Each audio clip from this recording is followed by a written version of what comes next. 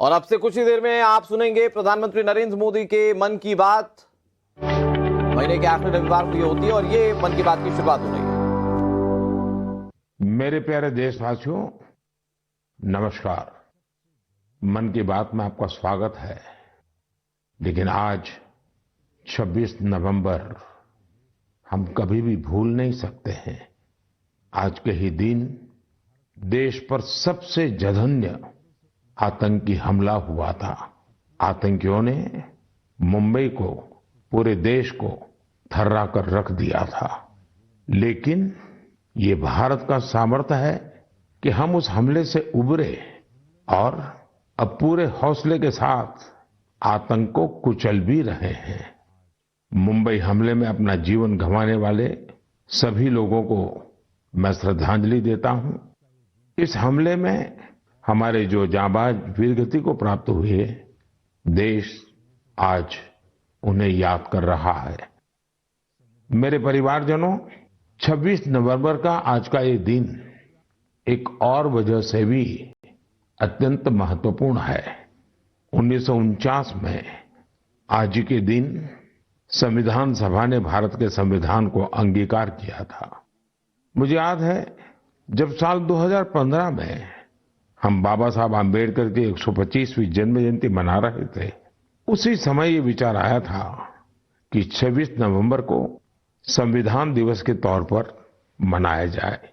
और तब से हर साल आज के इस दिन को हम संविधान दिवस के रूप में मनाते आ रहे हैं। मैं सभी देशवासियों को संविधान दिवस की बहुत बहुत शुभकामनाएं देता हूं और हम सब मिल करके नागरिकों के कर्तव्य को प्राथमिकता देते हुए विकसित भारत के संकल्प को जरूर पूरा करेंगे। साथियों, हम सभी जानते हैं कि संविधान के निर्माण में 2 वर्ष 11 महीने 18 दिन का समय लगा था। श्री सच्चिदानंद सिन्हा जी संविधान सभा के सबसे बुजुर्ग सदस्य थे। 60 से ज्यादा देशों के संविधान का अध्ययन और लंबी चर्चा के बाद हमारे संविधान का ड्राफ्ट तैयार हुआ था। ड्राफ्ट तैयार होने के बाद उसे अंतिम रूप देने से पहले उसमें 2000 से अधिक संशोधन फिर किए गए थे। 1950 में संविधान लागू होने के बाद भी अब तक कुल 106 बार संविधान संशोधन किया जा चुका है। समय, परिस्थिति, देश की आवश्यकता को देखते हुए अलग अलग सरकारों ने अलग अलग समय पर संशोधन किए। लेकिन ये भी दुर्भाग्य रहा कि संविधान का पहला संशोधन फ्रीडम ऑफ स्पीच और फ्रीडम ऑफ एक्सप्रेशन के अधिकारों में कटौती करने के लिए हुआ था। वहीं संविधान के 44वें संशोधन के माध्यम से इमरजेंसी के दौरान की गई गलतियों को सुधारा गया था। साथियों, ये भी बहुत प्रेरक है कि संविधान सभा के कुछ सदस्य मनोनीत किए गए थे, जिनमें से 15 महिलाएं थी। ऐसी एक सदस्य हंसा मेहता जी ने महिलाओं के अधिकार और न्याय की आवाज बुलंद की थी। उस दौर में भारत उन कुछ देशों में था जहां महिलाओं को संविधान से वोटिंग का अधिकार दिया। राष्ट्र निर्माण में जब सबका साथ होता है, तभी सबका विकास भी हो पाता है। मुझे संतोष है कि संविधान निर्माताओं के उसी दूरदृष्टि का पालन करते हुए अब भारत के संसद ने नारी शक्ति वंदन अधिनियम को पास किया है। नारी शक्ति वंदन अधिनियम हमारे लोकतंत्र की संकल्प शक्ति का उदाहरण है। ये विकसित भारत के हमारे संकल्प को गति देने के लिए भी उतना ही सहायक होगा। मेरे परिवारजनों, राष्ट्र निर्माण की कमान जब जनता जनार्दन संभाल लेती है, तो दुनिया की कोई भी ताकत उस देश को आगे बढ़ने से नहीं रोक पाती। आज भारत में भी स्पष्ट दिख रहा है कि कई परिवर्तनों का नेतृत्व देश की 140 करोड़ जनता ही कर रही है। इसका एक प्रत्यक्ष उदाहरण हमने त्योहारों के इस समय में देखा है। पिछले महीने मन की बात में मैंने वोकल फॉर लोकल यानी स्थानीय उत्पादों को खरीदने पर जोर दिया था। बीते कुछ दिनों के भीतर ही दिवाली, भैया दूज और छठ पर देश में 4 लाख करोड़ से ज्यादा का कारोबार हुआ है और इस दौरान भारत में बने उत्पादों को खरीदने का जबरदस्त उत्साह लोगों में देखा गया। अब तो घर के बच्चे भी दुकान पर कुछ खरीदते समय ये देखने लगे हैं कि उसमें मेड इन इंडिया लिखा है या नहीं लिखा है।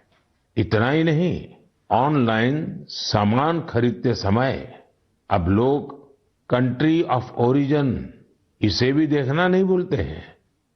साथियों, जैसे स्वच्छ भारत अभियान की सफलता ही उसकी प्रेरणा बन रही है, वैसे ही वोकल फॉर लोकल की सफलता विकसित भारत, समृद्ध भारत के द्वार खोल रही है। वोकल फॉर लोकल का ये अभियान पूरे देश की अर्थव्यवस्था को मजबूती देता है। वोकल फॉर लोकल अभियान रोजगार की गारंटी है, ये विकास की गारंटी है, ये देश के संतुलित विकास की गारंटी है। इससे शहरी और ग्रामीण दोनों को समान अवसर मिलते हैं। इससे स्थानीय उत्पादों में वैल्यू एडिशन का भी मार्ग बनता है और अगर कभी वैश्विक अर्थव्यवस्था में उतार चढ़ाव आता है तो वोकल फॉर लोकल का मंत्र हमारी अर्थव्यवस्था को संरक्षित भी करता है। साथियों, भारतीय उत्पादों के प्रति ये भावना केवल त्योहारों तक सीमित नहीं रहनी चाहिए। अभी शादियों का मौसम भी शुरू हो चुका है। कुछ व्यापार संगठनों का अनुमान है कि शादियों के इस सीजन में करीब 5 लाख करोड़ रुपए का कारोबार हो सकता है। शादियों से जुड़ी खरीदारी में भी आप सभी भारत में बने उत्पादों को ही महत्व दें। और हाँ, जब शादी की बात निकली है तो एक बात मुझे लंबे अरसे से कभी कभी बहुत पीड़ा देती है और मेरे मन की पीड़ा मैं मेरे परिवारजनों को नहीं कहूंगा तो किसको कहूंगा। आप सोचिए, इन दिनों ये जो कुछ परिवारों में विदेशों में जाकर के शादी करने का जो एक नया ही वातावरण बनता जा रहा है, क्या ये जरूरी है क्या? भारत की मिट्टी में, भारत के लोगों के बीच अगर हम शादी ब्याह मनाएं तो देश का पैसा देश में रहेगा। देश के लोगों को आपकी शादी में कुछ न कुछ सेवा करने का अवसर मिलेगा। छोटे छोटे गरीब लोग भी अपने बच्चों को आपकी शादी की बातें बताएंगे। क्या आप वोकल फॉर लोकल के इस मिशन को विस्तार दे सकते हैं? क्यों न हम शादी ब्याह ऐसे समारोह अपने ही देश में करें। हो सकता है आपको चाहिए वैसी व्यवस्था आज नहीं होगी, लेकिन अगर हम इस प्रकार के आयोजन करेंगे तो व्यवस्थाएं भी विकसित होगी। ये बहुत बड़े परिवारों से जुड़ा हुआ विषय है। मैं आशा करता हूं मेरी ये पीड़ा उन बड़े बड़े परिवारों तक जरूर पहुंचेगी। मेरे परिवारजनों, त्योहारों के इस मौसम में एक और बड़ा ट्रेंड देखने को मिला है। ये लगातार दूसरा साल है जब दीपावली के अवसर में कैश देकर कुछ सामान खरीदने का प्रचलन धीरे धीरे कम होता जा रहा है। यानी अब लोग ज्यादा से ज्यादा डिजिटल पेमेंट कर रहे हैं। ये भी बहुत उत्साह बढ़ाने वाला है। आप एक और काम कर सकते हैं। आप तय करिए कि 1 महीने तक आप यूपीआई से या किसी डिजिटल माध्यम से ही पेमेंट करेंगे, कैश पेमेंट नहीं करेंगे। भारत में डिजिटल क्रांति की सफलता ने इसे बिल्कुल संभव बना दिया है। और जब 1 महीना हो जाए तो आप मुझे अपने अनुभव, अपनी फोटो जरूर शेयर करिएगा। मैं अभी से आपको एडवांस में अपनी शुभकामनाएं देता हूं। मेरे परिवारजनों, हमारे युवा साथियों ने देश को एक और बड़ी खुशखबरी दी है जो हम सभी को गौरव से भर देने वाली है। इंटेलिजेंस, आइडिया और इनोवेशन आज भारतीय युवाओं की पहचान है। इसमें टेक्नोलॉजी के कॉम्बिनेशन से उनकी इंटेलेक्चुअल प्रॉपर्टीज में निरंतर बढ़ोतरी हो, ये अपने आप में देश के सामर्थ्य को बढ़ाने वाली महत्वपूर्ण प्रगति है। आपको ये जानकर अच्छा लगेगा कि 2022 में भारतीयों के पेटेंट आवेदन में 31% से ज्यादा की बढ़ोतरी हुई है। वर्ल्ड इंटेलेक्चुअल प्रॉपर्टी ऑर्गेनाइजेशन ने एक बड़ी ही दिलचस्प रिपोर्ट जारी की है। ये रिपोर्ट बताती है कि पेटेंट फाइल करने में सबसे आगे रहने वाले टॉप 10 देशों में भी ऐसा पहले कभी नहीं हुआ। इस शानदार उपलब्धि के लिए मैं अपने युवा साथियों को बहुत बहुत बधाई देता हूं। मैं अपने युवा मित्रों को विश्वास दिलाना चाहता हूं कि देश हर कदम पर आपके साथ है। सरकार ने जो प्रशासनिक और कानूनी सुधार किए हैं, उसके बाद आज हमारे युवा एक नई ऊर्जा के साथ बड़े पैमाने पर इनोवेशन के काम में जुटे हैं। 10 वर्ष पहले के आंकड़ों से तुलना करें तो आज हमारे पेटेंट को 10 गुना ज्यादा मंजूरी मिल रही है।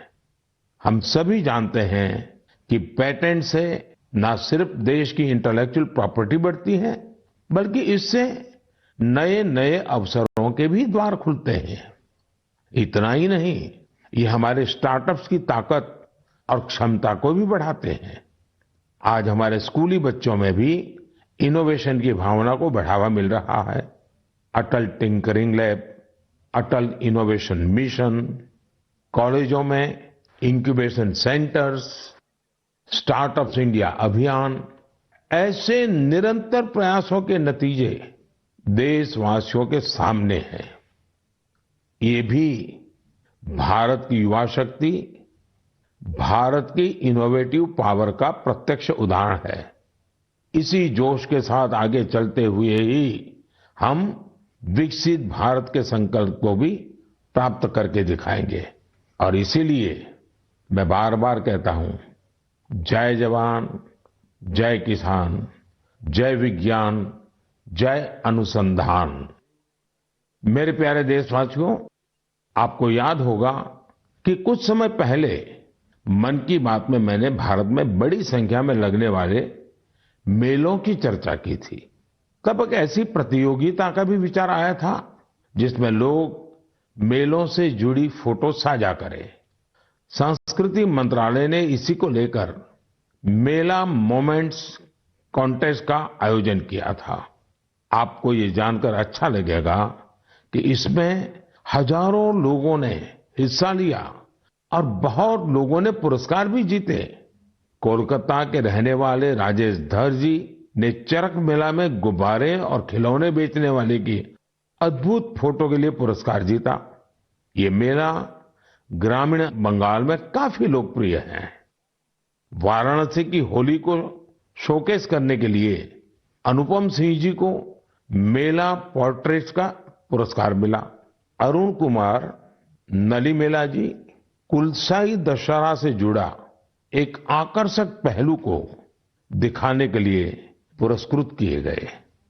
वैसे ही पंढरपुर की भक्ति को दिखाने वाली फोटो सबसे ज्यादा पसंद की गई फोटो में शामिल रही, जिसे महाराष्ट्र के ही एक सज्जन श्रीमान राहुल जी ने भेजा था। इस प्रतियोगिता में बहुत सारी तस्वीरें मेलों के दौरान मिलने वाले स्थानीय व्यंजनों की भी थी। इसमें पुरुलिया के रहने वाले आलोक अविनाश जी की तस्वीर ने पुरस्कार जीता। उन्होंने एक मेले के दौरान बंगाल के ग्रामीण क्षेत्र के खान पान को दिखाया था। प्रणब बसाक जी की वो तस्वीर भी पुरस्कृत हुई जिसमें भगोरिया महोत्सव के दौरान महिलाएं कुल्फी का आनंद ले रही हैं। रूमेला जी ने छत्तीसगढ़ के जगदलपुर में एक गांव के मेले में भजिया का स्वाद लेती महिलाओं की फोटो भेजी थी, इसे भी पुरस्कृत किया गया।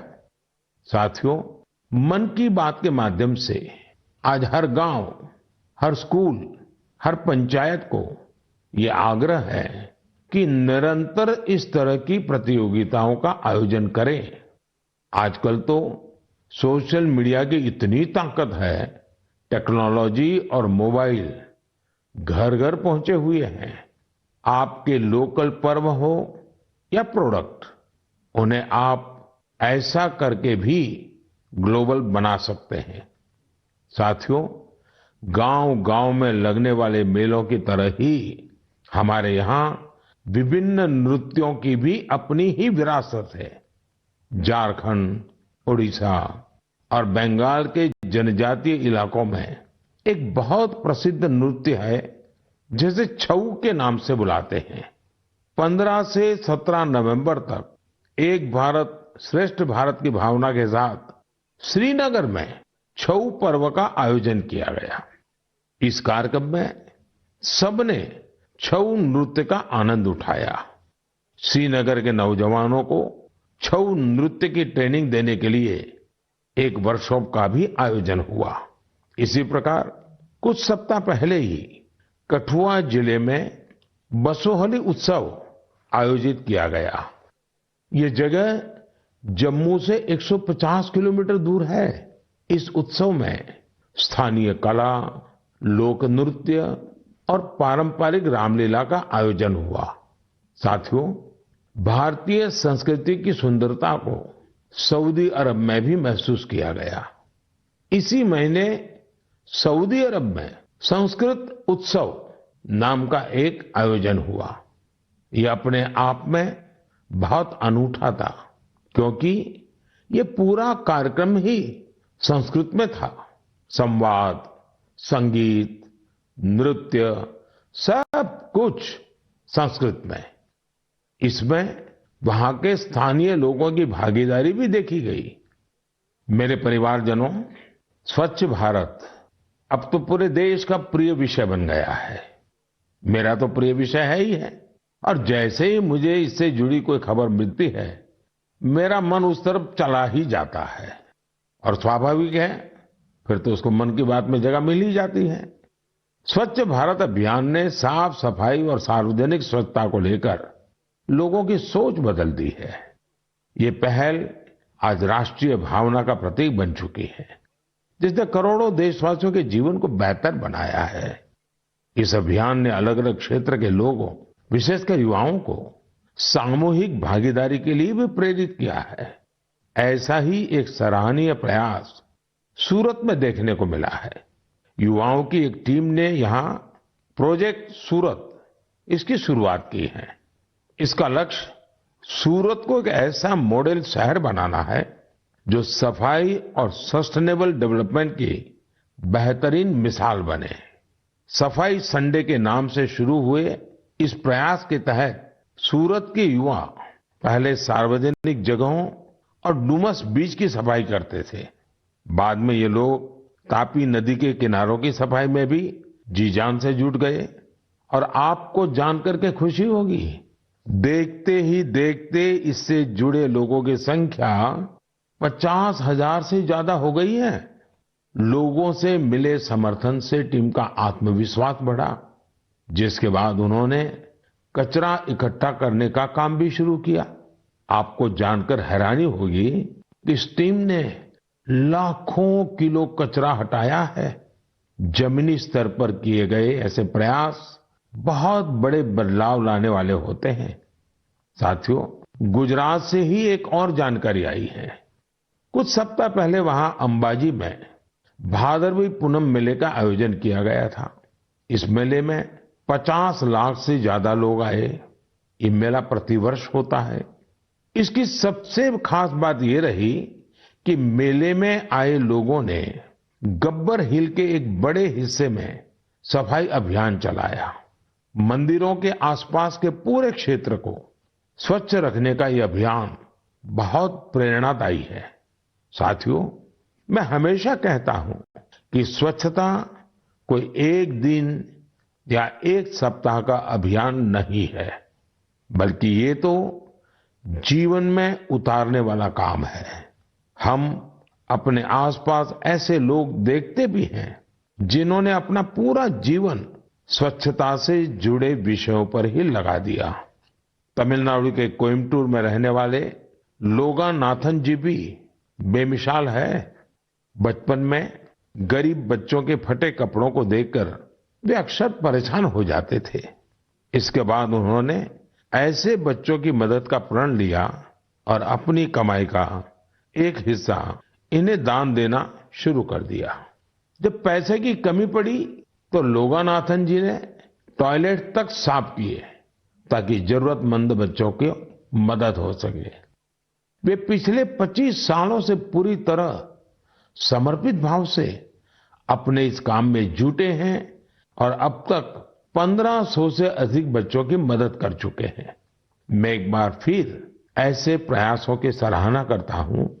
देश भर में हो रहे इस तरह के अनेकों प्रयास न सिर्फ हमें प्रेरणा देते हैं, बल्कि कुछ नया कर गुजरने की इच्छा शक्ति भी जगाते हैं। मेरे परिवारजनों, 21वीं सदी की बहुत बड़ी चुनौतियों में से एक है जल सुरक्षा। जल का संरक्षण करना जीवन को बचाने से कम नहीं है। जब हम सामूहिकता की इस भावना से कोई काम करते हैं तो सफलता भी मिलती है। इसका एक उदाहरण देश के हर जिले में बन रहे अमृत सरोवर भी है। अमृत महोत्सव के दौरान भारत ने जो 65,000 से ज्यादा अमृत सरोवर बनाए हैं, वो आने वाली पीढ़ियों को लाभ देंगे। अब हमारा ये भी दायित्व है कि जहां जहां अमृत सरोवर बने हैं, उनकी निरंतर देखभाल हो, वो जल संरक्षण के प्रमुख स्रोत बने रहें। साथियों, जल संरक्षण की ऐसी ही चर्चाओं के बीच मुझे गुजरात के अमरेली में हुए जल उत्सव का भी पता चला। गुजरात में 12 मास बहने वाली नदियों का भी अभाव है, इसलिए लोगों को ज्यादातर बारिश के पानी पर ही निर्भर रहना पड़ता है। पिछले 20-25 साल में सरकार और सामाजिक संगठनों के प्रयास के बाद वहां की स्थिति में बदलाव जरूर आया है और इसलिए वहां जल उत्सव की बड़ी भूमिका है। अमरेली में हुए जल उत्सव के दौरान जल संरक्षण और झीलों के संरक्षण को लेकर लोगों में जागरूकता बढ़ाई गई। इसमें वाटर स्पोर्ट्स को भी बढ़ावा दिया गया। वाटर सिक्योरिटी के जानकारों के साथ मंथन भी किया गया। कार्यक्रम में शामिल लोगों को तिरंगे वाला वाटर फाउंटेन बहुत पसंद आया। इस जल उत्सव का आयोजन सूरत के डायमंड बिजनेस में नाम कमाने वाले सब्जीभाई धोड़किया के फाउंडेशन ने किया। मैं इसमें शामिल प्रत्येक व्यक्ति को बधाई देता हूं। जल संरक्षण के लिए ऐसे ही काम करने की शुभकामनाएं देता हूं। मेरे परिवारजनों, आज दुनिया भर में स्किल डेवलपमेंट के महत्व को स्वीकार्यता मिल रही है। जब हम किसी को कोई स्किल सिखाते हैं तो उसे सिर्फ हुनर ही नहीं देते, बल्कि उसे आय का एक जरिया भी देते हैं। और जब मुझे पता चला कि एक संस्था पिछले 4 दशक से स्किल डेवलपमेंट के काम में जुटी है, तो मुझे और भी अच्छा लगा। ये संस्था आंध्र प्रदेश के श्रीकाकुलम में है और इसका नाम बेल्जीपुरम यूथ क्लब है। स्किल डेवलपमेंट पर फोकस कर बेल्जीपुरम यूथ क्लब ने करीब 7,000 महिलाओं को सशक्त बनाया है। इनमें से अधिकांश महिलाएं आज अपने दम पर अपना कुछ काम कर रही है। इस संस्था ने बाल मजदूरी करने वाले बच्चों को भी कोई ना कोई हुनर सिखाकर उन्हें उस दुष्चक्र से बाहर निकालने में मदद की है। बेल्जीपुरम यूथ क्लब की टीम ने किसान उत्पाद संघ यानी एफपीओ से जुड़े किसानों को भी नई स्किल सिखाई, जिससे बड़ी संख्या में किसान सशक्त हुए हैं। स्वच्छता को लेकर भी यह यूथ क्लब गांव-गांव में जागरूकता फैला रहा है। इसने अनेक शौचालयों का निर्माण की भी मदद की है। मैं स्किल डेवलपमेंट के लिए इस संस्था से जुड़े सभी लोगों को बहुत बहुत बधाई देता हूं, उनकी सराहना करता हूं। आज देश के गांव-गांव में स्किल डेवलपमेंट के लिए ऐसे ही सामूहिक प्रयासों की आवश्यकता है। साथियों, जब किसी एक लक्ष्य के लिए सामूहिक प्रयास होता है तो सफलता की ऊंचाई भी और ज्यादा हो जाती है। मैं आप सभी से लद्दाख का एक प्रेरक उदाहरण साझा करना चाहता हूं। आपने पश्मीना शॉल के बारे में तो जरूर सुना होगा। पिछले कुछ समय से लद्दाखी पश्मीना की भी बहुत चर्चा हो रही है। लद्दाखी पश्मीना लुम्स ऑफ लद्दाख के नाम से दुनिया भर के बाजारों में पहुंच रहा है। आप ये जानकर हैरान रह जाएंगे कि इसे तैयार करने में 15 गांवों की 450 से अधिक महिलाएं शामिल हैं। पहले वे अपने उत्पाद वहां आने वाले पर्यटकों को ही बेचती थी, लेकिन अब डिजिटल भारत के इस दौर में उनकी बनाई चीजें देश दुनिया के अलग अलग बाजारों में पहुंचने लगी हैं। यानी हमारा लोकल अब ग्लोबल हो रहा है और इससे इन महिलाओं की कमाई भी बढ़ी है। साथियों, नारी शक्ति की ऐसी सफलताएं देश के कोने कोने में मौजूद है। जरूरत ऐसी बातों को ज्यादा से ज्यादा सामने लाने की है और ये बताने के लिए मन की बात से बेहतर और क्या होगा। तो आप भी ऐसे उदाहरणों को मेरे साथ ज्यादा से ज्यादा शेयर करें। मैं भी पूरा प्रयास करूंगा कि उन्हें आपके बीच ला सकूं। मेरे परिवारजनों, मन की बात में हम ऐसे सामूहिक प्रयासों की चर्चा करते रहे हैं जिनसे समाज में बड़े बड़े बदलाव आए हैं। मन की बात की एक और उपलब्धि ये भी है कि इसने घर घर में रेडियो को और अधिक लोकप्रिय बना दिया है। माय गॉव पर मुझे उत्तर प्रदेश में अमरोहा के राम सिंह बौद्ध जी का एक पत्र मिला है। राम सिंह जी पिछले कई दशकों से रेडियो संग्रह करने के काम में जुटे हैं। उनका कहना है कि मन की बात के बाद से उनके रेडियो म्यूजियम के प्रति लोगों की उत्सुकता और बढ़ गई है। ऐसे ही मन की बात से प्रेरित होकर अहमदाबाद के पास तीर्थ धाम प्रेरणा तीर्थ ने एक दिलचस्प प्रदर्शनी लगाई है। इसमें देश विदेश के 100 से ज्यादा एंटीक रेडियो रखे गए हैं। यहाँ मन की बात के अब तक के सारे एपिसोड्स को सुना जा सकता है। कई और उदाहरण हैं जिनसे पता चलता है कि कैसे लोगों ने मन की बात से प्रेरित होकर अपना खुद का काम शुरू किया। ऐसा ही एक उदाहरण कर्नाटक के चामराजनगर की वर्षा जी का है, जिन्हें मन की बात ने अपने पैरों पर खड़ा होने के लिए प्रेरित किया। इस कार्यक्रम के एक एपिसोड से प्रेरित होकर उन्होंने केले से जैविक खाद बनाने का काम शुरू किया। प्रकृति से बहुत लगाव रखने वाली वर्षा जी की ये पहल दूसरे लोगों के लिए भी रोजगार के मौके लेकर आई है। मेरे परिवारजनों, कल 27 नवंबर को कार्तिक पूर्णिमा का पर्व है।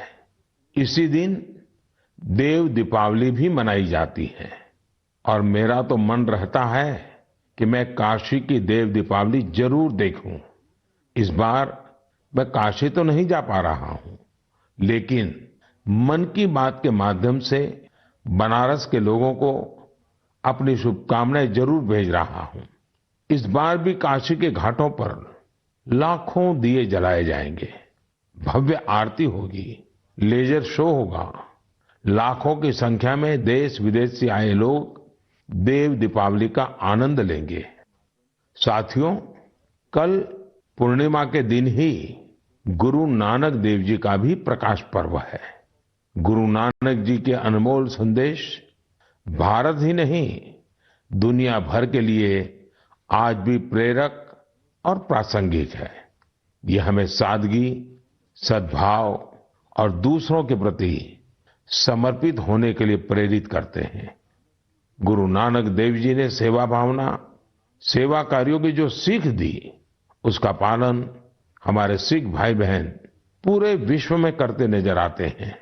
मैं मन की बात के सभी श्रोताओं को गुरु नानक देव जी के प्रकाश पर्व की बहुत बहुत शुभकामनाएं देता हूं।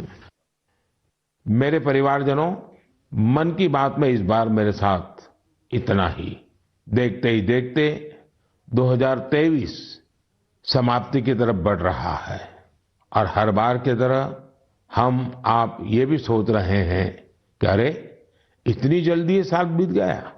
लेकिन ये भी सच है कि ये साल भारत के लिए असीम उपलब्धियों वाला साल रहा है और भारत की उपलब्धियां हर भारतीय की उपलब्धि है। मुझे खुशी है कि मन की बात भारतीयों की ऐसी उपलब्धियों को सामने लाने का एक सशक्त माध्यम बना है। अगली बार देशवासियों की ढेर सारी सफलताओं पर फिर आपसे बात होगी। तब तक के लिए मुझे विदा दीजिए। बहुत बहुत धन्यवाद।